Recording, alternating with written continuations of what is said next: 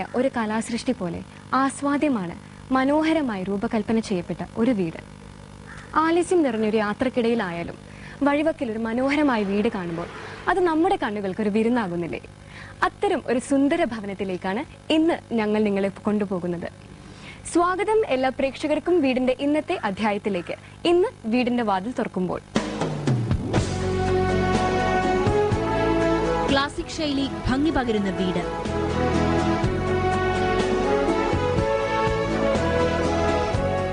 വീടിന്റെ പ്ലാനിംഗിൽ 3D ഗ്രാഫിക്സിന്റെ പ്രാധാന്യം.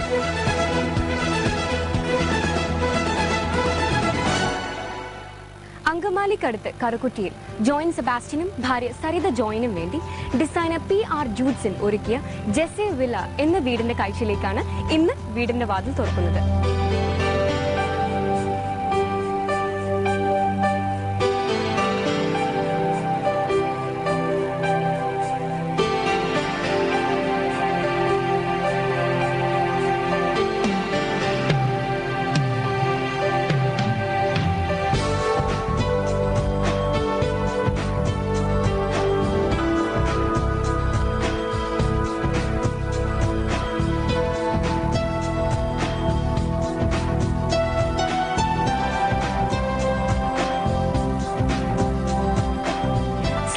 കാണുന്ന പാറ്റേണിൽ നിന്നും തികച്ചും വ്യത്യസ്തമായ രീതിയിലുള്ള ഒരു എലിവേഷനാണ് ഈ വീടിൻ്റെത്. വിദേശ രാജ്യങ്ങളിൽ കാണുന്നത് പോലെ ഒരു ക്ലാസിക് പാറ്റേൺ ആണ് ഈ വീടിന്. വീടിന്റെ ഒരു വശത്തുള്ള ഷോ വാളിൽ നാച്ചുറൽ സ്റ്റോൺ കൊണ്ട് ഡിസൈൻ ചെയ്തിരിക്കുകയാണ്. ഗ്രേ കളറുള്ള റൂഫ് ടൈൽസ് ആണ് മേൽക്കൂരയ്ക്ക്. ലൈറ്റ് ഷെയ്ഡ്സിന്റെ കളേഴ്സ് കൊണ്ടുള്ള പെയിന്റ് ആണ് എക്സ്റ്റീരിയറിന് യൂസ് ചെയ്തിരിക്കുന്നത്. വീടിന്റെ മുൻവശത്ത് ഇരിക്കുന്ന മുറ്റത്ത് നാച്ചുറൽ സ്റ്റോൺ വിരിച്ച് ബാക്കിയുള്ള ഭാഗം ലാൻഡ്സ്കേപ്പും ചെയ്തിട്ടുണ്ട്.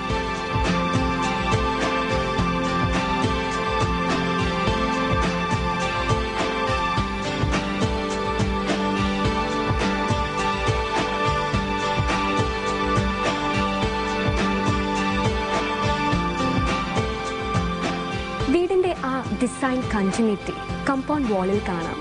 2 ഗേറ്റ്സ് ആണ് വീടിനുള്ളത്. വെഹിക്കിൾ എൻട്രി ഗേറ്റ് നേരെ കാർപോർച്ചിലേക്കും വിക്കറ്റ് ഗേറ്റ് നേരെ സിറ്റ് ഔട്ടിലേക്കാണ് പ്രവേശിക്കുന്നത്.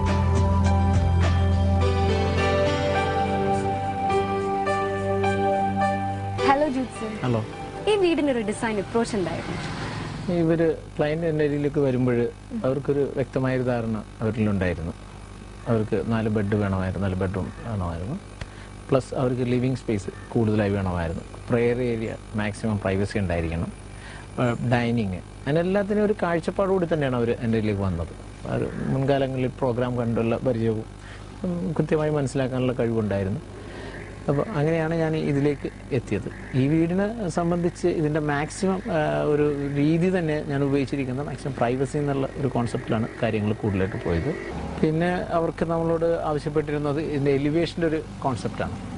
ചെയ്തുകൊണ്ടിരിക്കുന്നതും കണ്ടുകൊണ്ടിരിക്കുന്നതിനും അല്പം മാറി വേണം അത് കാണുവാനെന്നും അതിൻ്റെ നിറങ്ങളെപ്പറ്റി വ്യക്തമായൊരു ചിത്രം അവരുടെ മനസ്സിലുണ്ടായിരുന്നു. വൈറ്റ് കളേഴ്സ് ആയിരിക്കണമെന്നും ബ്രൈറ്റ്നസ് ആയിരിക്കണമെന്നും കോമ്പൗണ്ട് വാൾ ഉൾപ്പെടെ ഒരു അമേരിക്കൻ വില്ലയുടെ ഒരു കോൺസെപ്റ്റ് അവരുടെ മനസ്സിൽ നിന്നുണ്ടായിരുന്നു. തീർച്ചയായിട്ടും അതിനോട് ബന്ധപ്പെട്ട് എന്നോട് ആത്മാർത്ഥത കാണിച്ചെന്നാണ് എനിക്കിപ്പോൾ തോന്നിയിരിക്കുന്നതും ക്ലയൻറ്റിൽ നിന്നും മറ്റുള്ളവരിൽ നിന്നുള്ള അഭിപ്രായങ്ങളിൽ നിന്നും അത് 100% വിജയിച്ചുവെന്ന് അതിൻ്റെ ഡിസൈൻ ചെയ്തതെന്നുള്ള രീതിയിൽ എനിക്ക് സന്തോഷമുണ്ട്.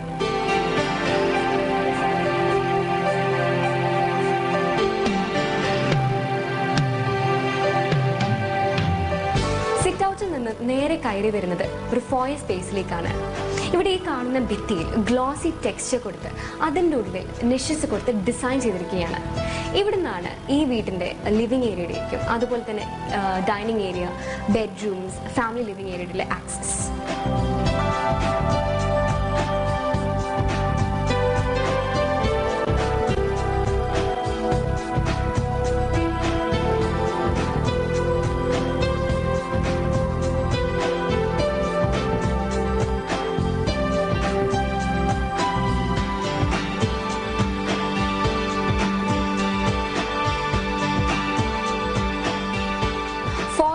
വലതുവശത്തായിട്ടാണ് ലിവിംഗ് ഏരിയ.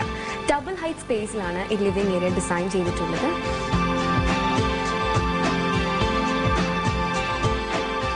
ഇവിടെ കാണുന്ന ഈ ലിവിംഗിന്റെ ഇവിടെ കാണുന്ന ഈ വാൾ വളരെ വ്യത്യസ്തമായ രീതിയിലാണ് ഒരുക്കിയിട്ടുള്ളത്. ഈ വാളിന്റെ നടുഭാഗത്ത് TV യൂണിറ്റുള്ള സ്പേസും അതിന്റെ 2 വശങ്ങളിലും നിശ്ചിത കൊടുത്ത് ഡിസൈൻ എലിമെന്റും കൊണ്ടുവന്നിട്ടുണ്ട്.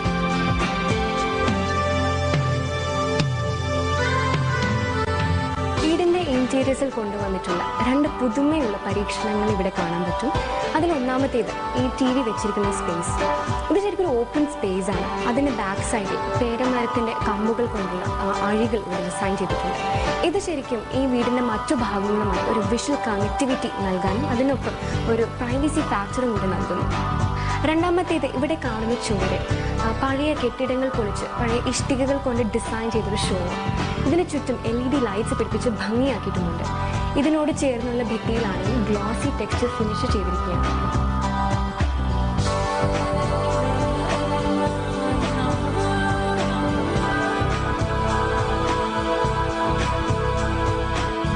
ഈ വീടിന്റെ ഫ്ലോറിങ്ങിന് ഒരുപാട് ഡിസൈൻ വർക്കുകൾ കൊണ്ടുവന്നിട്ടുണ്ട്. യെല്ലോ, ഗ്രേ, ഓഫ് വൈറ്റ് കളേഴ്സിലുള്ള വിട്രിഫൈഡ് ടൈൽസിനോടൊപ്പം ബ്ലാക്ക് ഗ്രാനൈറ്റ് കൂടി ചേർത്ത ഡിസൈൻ വർക്കുകൾ, അതോടൊപ്പം ടൈൽസിന്റെയും വുഡിന്റെയും കോമ്പിനേഷൻസിലുള്ള ഫ്ലോറിംഗ്, അങ്ങനെ പലതരത്തിലും ഈ വീടിന്റെ ഫ്ലോറിംഗ് ചെയ്തിട്ടുണ്ട്. മാത്രമല്ല ഈ വീടിന്റെ ലൈറ്റിങ്ങിനെ കുറിച്ചൊരു പ്രത്യേകതയുണ്ട്.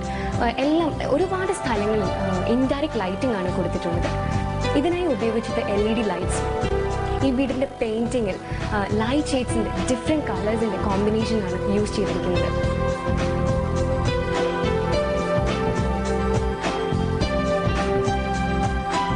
ഫോയിൽ നിന്നും നേരെ വരുന്നത് ഫാമിലി ലിവിംഗ് ഏരിയയിലേക്കാണ്.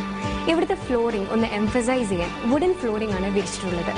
വളരെ സിമ്പിൾ ആയിട്ടുള്ള ഫർണിച്ചറാണ് ഇവിടെ യൂസ് ചെയ്തിരിക്കുന്നത്. ഫാമിലി ലിവിംഗ് ഏരിയയും പാൻട്രിയും തമ്മിൽ സെപ്പറേറ്റ് ചെയ്യുന്ന വാളിൽ പ്രെയർ ഏരിയയും ഓൾട്ടറും ഡിസൈൻ ചെയ്തിട്ടുണ്ട്. ലിവിംഗ് സ്പേസിന്റെ സൈഡിലൂടെയാണ് മുകളിലേക്കുള്ള സ്റ്റെയർകേസ് പോകുന്നത്. സ്റ്റെയർകേസിന്റെ അടിഭാഗത്ത് പൂർണ്ണമായും സ്റ്റോറേജ് ഫെസിലിറ്റിക്കായി മാറ്റിയിട്ടുണ്ട്. സ്റ്റെയർകേസ് തുടങ്ങുന്നതിന് മുമ്പായിട്ടാണ് ഗസ്റ്റ് ബെഡ്റൂമിലേക്കുള്ള എൻട്രി.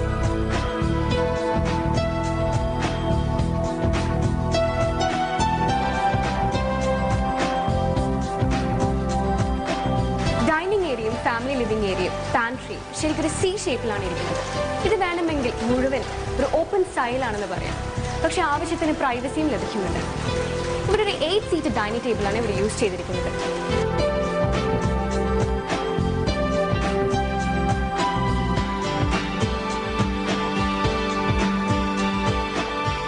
ഇവിടെ കാണുന്ന ഭിത്തി യഥാർത്ഥത്തിൽ ഫുള്ളി ഓപ്പൺ വാളാണ്. പക്ഷെ ലിവിംഗ് ഏരിയയും ഡൈനിങ് ഏരിയയും തമ്മിലൊന്ന് സെപ്പറേറ്റ് ചെയ്യണം. അതായത് പാർട്ടീഷൻ പോലെ വലിയൊരു ഷെൽഫ് ക്രമീകരിച്ചിട്ടുണ്ട്. ഇവിടെയാണെങ്കിൽ ക്രോക്കറി ഏരിയയ്ക്കും TV യൂണിറ്റിലുള്ള സ്പേസിനും കബേർഡ്സിനും ഒക്കെ ഒരു സ്പേസ് പ്രൊവൈഡ് ചെയ്തിട്ടുണ്ട്. ഈ ഷെൽഫിന്റെ നടുഭാഗം ഓപ്പൺ ആണ്. അതുകൊണ്ട് ലിവിംഗ് ഏരിയയുടെ ഡൈനിങ് ഏരിയയുടെ വ്യൂ ഒട്ടും തടസ്സപ്പെടുത്തുന്നില്ല. പക്ഷെ ഒരു പ്രൈവസി ഫാക്ടറിനും ഒരു ഡിസൈൻ എലിമെന്റിനുമായി പേരമരത്തിന്റെ കമ്പുകൾ കൊണ്ട് അഴികൾ പോലെ ഡിസൈൻ ചെയ്തിരിക്കുകയാണ്.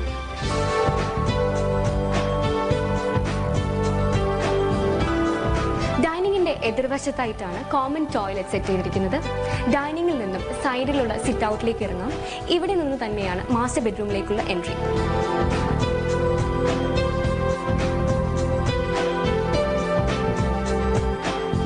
നാല് ബെഡ്റൂംസ് ആണ് ഈ വീടിനുള്ളത്. മുകളിലത്തെ നിലയിലും താഴത്തെ നിലയിലുമായി 2 ബെഡ്റൂംസ് വീതം. എല്ലാ ബെഡ്റൂംസിനോട് ചേർന്ന് ഒരു അറ്റാച്ച്ഡ് ബാത്റൂം, ഡ്രസ്സിംഗ് ഏരിയയും കൊടുത്തിട്ടുണ്ട്. ഇതൊരു സ്റ്റഡി ടേബിൾ കം വാർഡ്രോബാണ്. ഇങ്ങനത്തെ ഒരു ഇൻട്രസ്റ്റിംഗ് പീസ് ഓഫ് ഫർണിച്ചർ എല്ലാ ബെഡ്റൂംസിനും കൊടുത്തിട്ടുണ്ട്. ബെഡ്റൂമിന്റെ സീലിംഗിൽ ഒരു ഫോൾ സീലിംഗ് ഡിസൈൻ ചെയ്തിട്ടുണ്ട്. ബാത്റൂംസിനാണെങ്കിൽ ഡ്രൈ ഏരിയയും വെറ്റ് ഏരിയയും സെപ്പറേറ്റ് ചെയ്തിട്ടുമുണ്ട്. നല്ല കാറ്റും വെളിച്ചം കിട്ടുന്ന വിധത്തിലാണ് എല്ലാ ബെഡ്റൂംസിന്റെയും design.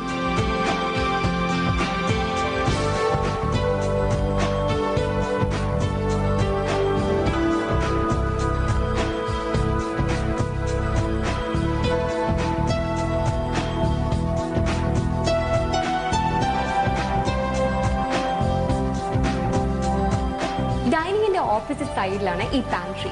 Dark and light shade colour സ്കീമാണ് ഈ പാൻട്രിക്കുള്ളത്. ഗ്രാനൈറ്റിന്റെ കൗണ്ടർ ടോപ്പിന് എക്സ്റ്റെൻഡ് ചെയ്ത് ബ്രേക്ക്ഫാസ്റ്റ് ടേബിളും പ്രൊവൈഡ് ചെയ്തിട്ടുണ്ട്. ഇതിന്റെ നേരെ ഓപ്പോസിറ്റ് സൈഡിൽ ഒരു സ്പേസ് ക്രിയേറ്റ് ചെയ്ത് വാഷ് കൗണ്ടറും സെറ്റ് ചെയ്തിരിക്കുകയാണ്.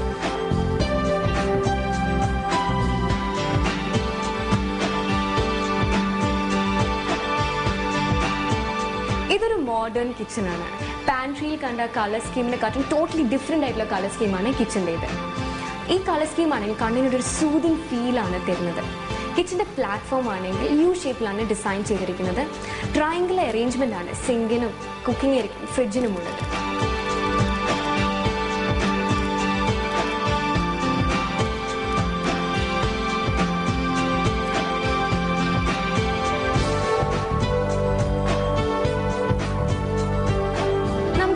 ജോലിയുടെ ഇടയിൽ ഒന്ന് റെസ്റ്റ് ചെയ്യാനോ റിലാക്സ് ചെയ്യാനോ അല്ലെങ്കിൽ ഇരുന്നു കൊണ്ട് ജോലി ചെയ്യാനോ ഇവിടെ ഒരു സീറ്റിംഗ് അറേഞ്ച്മെന്റ് പ്രൊവൈഡ് ചെയ്തിട്ടുണ്ട്. അതിന്റെ താഴെ സ്റ്റോറേജ് ഫെസിലിറ്റി കബേർഡ്സും കൊടുത്തിട്ടുണ്ട്. ഇവിടുത്തെ കബേർഡ്സിനും ഫ്ലോറിന്റെയും പെയിന്റിനെയും ഒരു കോംപ്ലിമെന്റ് ചെയ്യുന്ന വിധത്തിലാണ് ഇവിടുത്തെ വാൾ ടൈൽസ്. ധാരാളം സ്റ്റോറേജ് കപ്പാസിറ്റി കിച്ചണുണ്ട്. മാത്രമല്ല ഇതിനോട് ചേർന്ന് ഒരു വർക്ക് ഏരിയയും പ്രൊവൈഡ് ചെയ്തിട്ടുണ്ട്.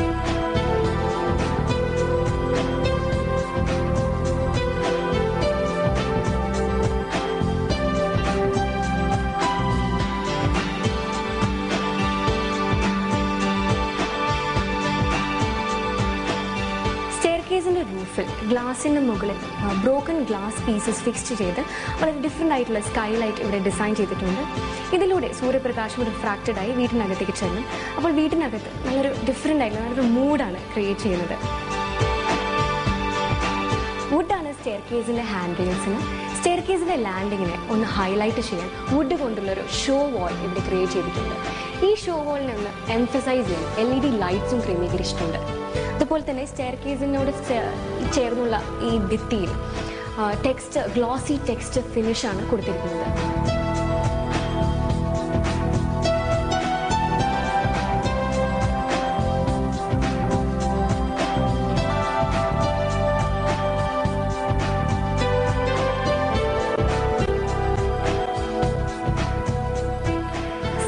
കയറി വരുന്നത് അപ്പർ ഫാമിലി ലിവിംഗ് സ്പേസിലേക്കാണ്.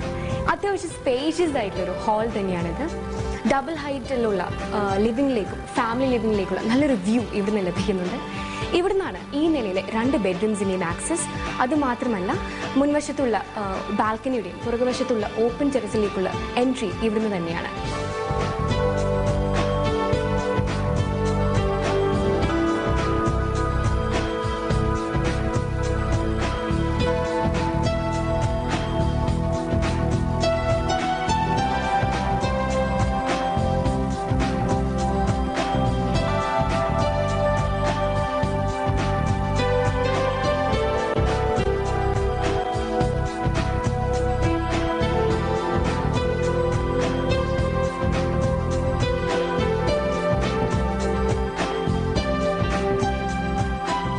വളരെ ഡിഫറെൻ്റ് ആയിട്ടുള്ളൊരു എലിവേഷനും യുണീക്ക് സ്റ്റൈലിലെ ഇൻറ്റീരിയർസും ആണല്ലോ ഈ വീടിൻ്റേത്. അപ്പോൾ ഇത്രയും വ്യത്യസ്തമായ ഒരു വീട് ഡിസൈൻ ചെയ്യാൻ കാരണം എന്താ? ഒരു വീട് പണിയണം എന്നുള്ളൊരു ആശയം മനസ്സിൽ വന്നപ്പോൾ തന്നെ ഞങ്ങൾക്കൊരു ആഗ്രഹം ഉണ്ടായിരുന്നു. ഒരു ഡിസൈനർ വീടായിരിക്കണമെന്ന്, അല്ലെങ്കിൽ ഒരു ആർക്കിടെക്ട് ഡിസൈൻ ചെയ്ത വീടായിരിക്കണമെന്ന്. വീട് എന്ന പ്രോഗ്രാം പലപ്പോഴും മിക്കവാറും കാണാറുണ്ടായിരുന്നു. അതുപോലെ തന്നെ വീട് മാഗസിൻ വാങ്ങിക്കുമായിരുന്നു. അതുപോലെ വീടുമായി ബന്ധപ്പെട്ട എല്ലാ മാഗസിൻസും റെഫർ ചെയ്യായിരുന്നു. അങ്ങനെയാണ് ജൂഡ്സൺ ജിയുടെ ഒരു പ്രോഗ്രാം കാണാനിടയായത്. അദ്ദേഹത്തിൻ്റെ ഒരു മാഗസീനിൽ അദ്ദേഹത്തിൻ്റെ 1-2 വീടുകളുടെ ഡിസൈൻസ് കണ്ടു. അപ്പോൾ വളരെ യൂണീക്കായിട്ട് തോന്നി, വളരെ മോഡേൺ ആയിട്ട് തോന്നി. അങ്ങനെ അദ്ദേഹവുമായി കോൺടാക്ട് ചെയ്തു. അദ്ദേഹം ഞങ്ങൾക്ക് നല്ലൊരു ഡിസൈൻ വരച്ചു തന്നു. ഈ വീട്ടിലെ താമസത്തിന് ശേഷം ഈ വീട് നിങ്ങൾക്ക് തരുന്ന ഒരു ഫീൽ എന്താണ്? വളരെ നല്ല ഒരു പോസിറ്റീവ് ഫീലിംഗ് ആണ് ഞങ്ങൾക്ക് കിട്ടുന്നത്. ഈ വീടിന്റെ പുറത്തു നിന്ന് വരുമ്പോൾ തന്നെ ഒരു നല്ലൊരു എലിവേഷൻ, നല്ലൊരു എൻട്രി നമുക്ക് കിട്ടുന്നുണ്ട്. അപ്പോൾ അതിന്റെ ഒരു ഫീൽ എന്ന് പറയുന്നത് സന്തോഷം.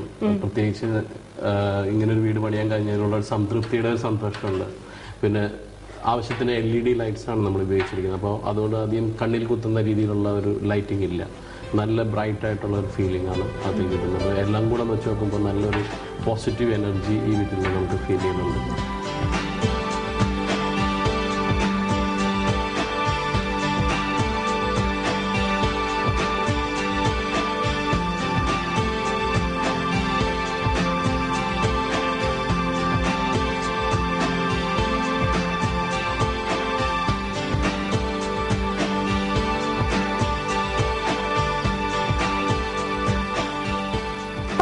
സെന്റിൽ പണിത ഈ വീട് 2950 സ്ക്വയർ ഫീറ്റ് ആണ് വലുപ്പം.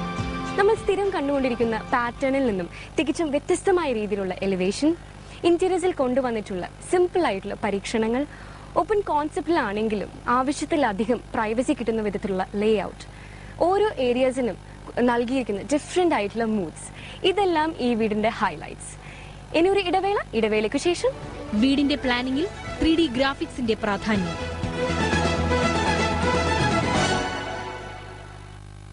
ഒരു വീട് ഡിസൈൻ ചെയ്യുമ്പോൾ 3D ഗ്രാഫിക് പ്രസന്റേഷൻ ആവശ്യമാണോ? അതുകൊണ്ട് നമുക്ക് ലഭിക്കുന്ന നേട്ടങ്ങൾ എന്തൊക്കെ? ഈ വിഷയത്തെക്കുറിച്ചാണ് ഇന്നത്തെ ജാലകം ചർച്ച ചെയ്യുന്നത്. ഇതിനെക്കുറിച്ച് സംസാരിക്കുന്നത് ഡിസൈനർ PR ജൂഡ്സൺ ആണ്. ഹലോ ജൂഡ്സൺ, വീട് ഡിസൈൻ ചെയ്യുമ്പോൾ 3D ഗ്രാഫിക്സിന്റെ പ്രസക്തി എന്താണ്? 3D ഗ്രാഫിക്സ് ശരിക്കും എല്ലാ മേഖലകളിലും 3D ഗ്രാഫിക്സിന് പ്രത്യേകതയുണ്ട്. അത് പ്രത്യേകിച്ചും ആർക്കിടെക്ചറിനെ ഏറ്റവും കൂടുതൽ സപ്പോർട്ട് ചെയ്യുന്നതാണ് ഈ ഗ്രാഫിക്. കഴിഞ്ഞ കാലഘട്ടങ്ങളിലെല്ലാം ഒരു ആർട്ടിസ്റ്റിന്റെ സേവനം ഇതിന് ആവശ്യമായിരുന്നു. വിഷ്വലൈസ് ചെയ്യാനായിട്ട് ആർട്ടിസ്റ്റാണ് ശരിക്കും ഗ്രാഫിക് ഡിസൈൻ ഉണ്ടാക്കിയിരുന്നത്. ഉദാഹരണത്തിന് വത്തിക്കാനിലുള്ള സെന്റ് ബസിലിക്ക ചർച്ച ചെയ്തിരിക്കുന്നത് മൈക്കലാഞ്ചലോയാണ്. ആ ചർച്ച ചെയ്യുന്ന സമയങ്ങളിൽ അദ്ദേഹം ചെയ്തു വെച്ചിരിക്കുന്ന ചിത്രങ്ങൾ ഇന്നും ലോകപ്രശസ്തി ആർജിച്ച ചിത്രങ്ങളാണ്.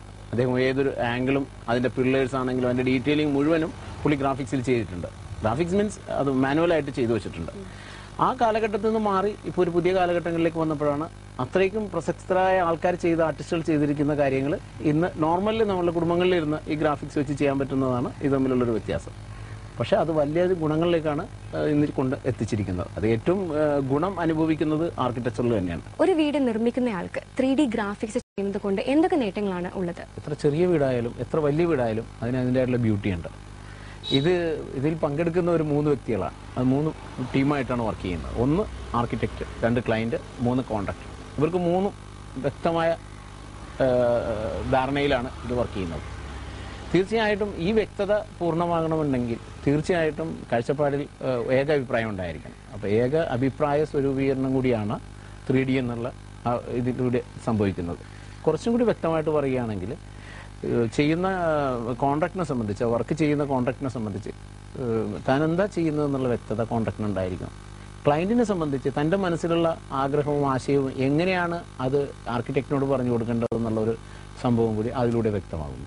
ആർക്കിടെക്റ്റിനാണെങ്കിൽ വളരെ എളുപ്പമാണ്. കാര്യമെന്ന് വെച്ച് കഴിഞ്ഞാൽ കൃത്യമായി ക്ലയന്റിനെ കാണിച്ചു കൊടുത്തതിന് ശേഷം ഇതായിരിക്കും തൻ്റെ വീട്, ഇതായിരിക്കും തൻ്റെ വീടിൻ്റെ പ്രത്യേകത, തൻ്റെ വീടിൻ്റെ പല പല ആംഗിൾ ഇതായിരിക്കും, തൻ്റെ വീടിൻ്റെ ലെഫ്റ്റ് സൈഡിൽ നിന്ന് ഇത്ര അടി ദൂരം നിന്ന് നോക്കിക്കുക, അതും കൂടി വളരെ വ്യക്തമായിട്ട് കിട്ടും. നമുക്കൊരു 3 മീറ്ററോ 8 മീറ്ററോ 15 മീറ്ററോ ഓരോ ആംഗിളിൽ ക്യാമറ വെച്ചിട്ട് ശരിക്കും ഷൂട്ട് ചെയ്യുന്ന പോലെ തന്നെ ആംഗിൾ വെച്ചിട്ട് നമുക്ക് ആ ആംഗിളിൽ എന്തൊക്കെ സംഭവിക്കുന്നുള്ള വ്യക്തമായി മനസ്സിലാക്കാൻ പറ്റും. വർക്ക് ചെയ്യുന്ന സാധാരണ ജോലിക്കാർക്ക് വരെയും ആ 3D ഒരു പില്ലറിന്റെ ഡീറ്റെയിലിംഗ് നമ്മൾ ചെയ്തിട്ടുണ്ടെങ്കിൽ അതിന്റെ ക്ലോസപ്പ് ആയിട്ടൊരു വ്യൂ എടുത്ത് കൊടുത്തിട്ടുണ്ടെങ്കിൽ അത് വെച്ച് വരും അവർക്കത് വർക്ക് ചെയ്യാം. അപ്പോൾ പിന്നെ എഞ്ചിനീയറിംഗിന്റെ ഒരു പ്രത്യേകത എന്ന് വെച്ചാൽ, ഡീറ്റെയിൽ ഡ്രോയിങ്ങിന്റെ ഒരു പ്രത്യേകത എന്ന് വെച്ചാൽ എല്ലാം CAD ഡ്രോയിങ് ആണ്, 2D ആണ്. അപ്പോൾ 2D വെച്ച് ചെയ്യുമ്പോൾ അത് ആർക്കിടെക്റ്റിന് മാത്രമേ മനസ്സിലാവുള്ളൂ, അത് ഡിസൈൻ എഞ്ചിനീയേഴ്സിന് മാത്രമേ മനസ്സിലാവുള്ളൂ. സാധാരണക്കാരനെ സംബന്ധിച്ച് അത് മനസ്സിലാകുന്നില്ല. ഈ ഒരു വിഷയം കൂടുതൽ കൃത്യമാക്കാനായിട്ട് ഇത് ഗുണകരമാകും. ഇന്റീരിയേഴ്സ് ഒരുക്കുന്നതിൽ 3D ഗ്രാഫിക്സിന് എത്രത്തോളം പ്രാധാന്യമുണ്ട്? ഇന്റീരിയറിന്റെ പ്രത്യേകത ഫ്ലോർ ടൈലിലുള്ള ഡിസൈൻസ് ഇപ്പോൾ കഴിഞ്ഞ സമയങ്ങളിൽ നിന്ന് വ്യത്യസ്തമാണ്. ഇന്ന് പലതരം കളറുകൾ ഉപയോഗിച്ചാണ് ഫ്ലോർ ചെയ്യുന്നത്. Wood, vitrified tile, granite, marble, ഒത്തിരി കാര്യങ്ങളാണ് ഇതിൽ ചെയ്യുന്നത്. താഴത്ത് ഇപ്പോൾ കുറേ വ്യത്യസ്തമായ രീതിയിൽ ചെയ്യുന്നുണ്ട്. ഗ്ലാസ് ചെയ്യുന്നുണ്ട്, ഗ്ലാസിന് അടി വെച്ച് ലൈറ്റിങ് ചെയ്യുന്നുണ്ട്. അപ്പോൾ ഇവിടെ 3D ചെയ്യുന്ന ഒരു പ്രത്യേകത, 3D ഒരു ഗുണമെന്ന് വെച്ച് കഴിഞ്ഞാൽ ഇത് മുൻകൂട്ടി കാണുവാൻ സാധിക്കുന്നതാണ്. 3Dക്ക് വേറെ ഒരു സംഭവം എന്ന് വെച്ച് കഴിഞ്ഞാൽ ഇപ്പോൾ ലൈറ്റിങ്ങിൻ്റെ കുറേ സോഫ്റ്റ്വെയർ വരുന്നുണ്ട്. നമുക്ക് ആ റൂമിലേക്കുള്ള ലൈറ്റ് എന്തോരം വേണമെന്നും ആ ലൈറ്റ് എത്രമാത്രം ഉപയോഗപ്രദമാണെന്നും കൃത്യമായി അറിയാനായിട്ട് 3D ഉപയോഗിക്കാവുന്നതാണ്. പിന്നെ ഒരു കബോർഡ് നമ്മൾ വർക്ക് ചെയ്ത് കഴിഞ്ഞതിന് ശേഷം എനിക്ക് ഇതല്ല ഞാൻ മനസ്സിൽ വിചാരിച്ചതെന്ന് ക്ലയൻറ്റ് പറയുന്നതിനേക്കാൾ എത്രയോ ഉത്തമമാണ് ക്ലയൻറ്റ് ഇത് കാണുന്നതിന് മുമ്പ്, ഇത് പണിത് തീരുന്നതിന് മുമ്പ്, പ്രത്യേകിച്ച് വിദേശത്തിരിക്കുന്ന ആൾക്കാർ കാണുന്നതിന് മുമ്പ് തന്നെ അതിൻ്റെ കറക്റ്റായിട്ടുള്ള 3D അതിൻ്റെ പല ആംഗിളിൽ നിന്നുള്ള ഒരു കബോർഡിൻ്റെ തന്നെ മാത്രം പ്രത്യേകിച്ച് എടുത്തുകൊണ്ട് അതിൻ്റെ ഫുൾ ഡീറ്റെയിൽ ചെയ്തിട്ട്, പിന്നെ നമ്മൾ സെലക്ട് ചെയ്യുന്ന പ്രത്യേകത, സെലക്ട് ചെയ്യുമ്പോൾ ഹാൻഡ് റെയിൽ സെലക്ട് ചെയ്യാറുണ്ട്. ആ സെലക്ഷൻ ചെയ്ത ഹാൻഡ് റെയിൽ തന്നെ വെച്ചിട്ട് അതിൻ്റെ ഡോറിന് എത്രമാത്രം ഇണങ്ങും പിന്നെ മാറ്റി ചെയ്ത് നോക്കാനായിട്ട് ഇത് വല്ലാത്ത ഗുണം ചെയ്തിട്ടുണ്ട്.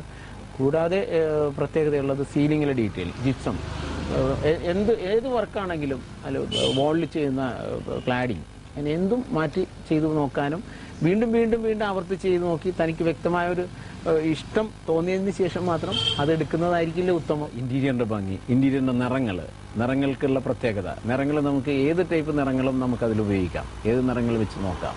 അത് ഇന്ന പെയിന്റിന്റെ ഷെയ്ഡ് കാർഡ് വെച്ചിട്ട് ഇന്ന ഷെയ്ഡ് കാർഡിൽ ഇന്ന ബോളിൽ ഏതായിരിക്കണം, ഇന്ന ബോളിൽ ഇന്നതായിരിക്കണം എന്നുള്ള കൃത്യമായി നോക്കിയതിന് ശേഷം ഇപ്പോൾ നമ്മൾ മുൻകൂട്ടി കണ്ടെത്തി വെച്ചിരിക്കുന്ന പെയിന്റിങ്സ് ചിലപ്പോൾ കളക്ട് ചെയ്ത് വെച്ചിട്ടുണ്ടാകും ചില ക്ലയൻസ്. മിക്ക ക്ലയൻസിനും അങ്ങനെ സംഭവിക്കാറുണ്ട്. അവർക്ക് താല്പര്യം തോന്നുന്ന പെയിന്റിങ്സ്, ആ പെയിന്റിങ്ങിന്റെ ആ പ്രത്യേകത തന്നെ അതിലെ പിക്ചറിന് ഇണങ്ങുന്ന രീതിയിൽ നമുക്കത് കൃത്യമായിട്ട് നിറങ്ങൾ ചെയ്ത് നോക്കാം. കർട്ടൻ്റെ നമ്മൾ ഉപയോഗിക്കുന്ന കാറ്റലോഗിൽ നിന്ന് സ്കാൻ ചെയ്തെടുത്തതിന് ശേഷം ആ സെയിം കർട്ടൻ തന്നെ ആ പർട്ടിക്കുലർ പൊസിഷനിൽ കൊണ്ടുവച്ചിട്ട് എത്രമാത്രം അതിനിണങ്ങുന്നതാണെന്ന് നോക്കാം. അവസാന ദിവസം വീട് താമസത്തിന് തലേ ദിവസം സംഭവിക്കുന്നത് എന്ത് എന്നുള്ളത് വീട് പണി തുടങ്ങാൻ ആലോചിക്കുമ്പോൾ തന്നെ നമ്മുടെ മുമ്പിൽ അത് കിട്ടിയിരിക്കും. സാമ്പത്തികമായി നോക്കുകയാണെങ്കിൽ ക്ലയന്റിന് 3D ഗ്രാഫിക്സ് ലാഭമാണോ നഷ്ടമാണോ? തീർച്ചയായിട്ടും ലാഭകരം. ഇന്ന് നിലനിൽക്കുന്ന ഏതാണ്ട് കുറേയേറെ പ്രശ്നങ്ങൾക്കും കൂടി ഇത് ഗുണകരമാണ്.